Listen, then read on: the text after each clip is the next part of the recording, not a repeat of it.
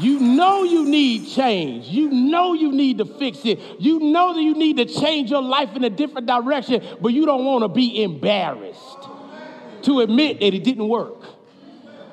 To admit that you got to go a different direction. To admit that there are some things in your life that have to be changed and be washed and put in the hands of the Lord, and you don't want to do it because you don't want to be embarrassed to somebody else. Y'all know that person you don't want to be embarrassed by, they're going to live and die and be gone. You're going to live and die and be gone, and it shaped your life trying to not be embarrassed by somebody that really, you're going to stand before the Lord, and he's going to say, why didn't you walk into your change? You're going to be like, well, I didn't want to be embarrassed.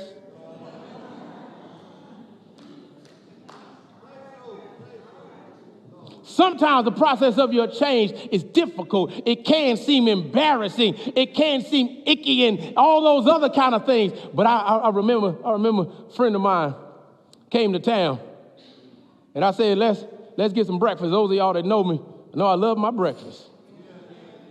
So I took him to one of my favorite breakfast places here in Fayetteville. When we walked in, the aroma of the breakfast was already in there. And right as you walk through the door, behind this glass was a man making biscuits. And we stopped because I wanted him to see the process. And he was just getting started, and he was laying down the flour and mixing the eggs and doing all the other kind of stuff, and he was stirring and doing all of the kind of stuff that you got to do to make biscuits, and I had the biggest smile on my face. And my friend, looking at the mess, turned to me and said, why are you so excited? And I told him it looked like a mess right now, but I know what it looked like when it gets finished with it.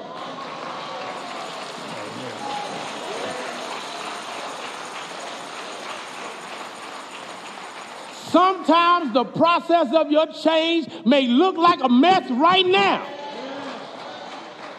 But you got to trust that God will come out right at the end of it. Don't be discouraged over your mess, because God can take mess and create miracles. I better say that one more time. Don't be discouraged over your mess, because God will take a mess and create your miracle. God takes mess and create miracles. Matter of fact, I've seen a miracle where mess was the active ingredient. I better say that again. Oftentimes, mess is the active ingredient of our miracles. All right. We celebrate Jacob, but we forget his life was a mess when he got his miracle.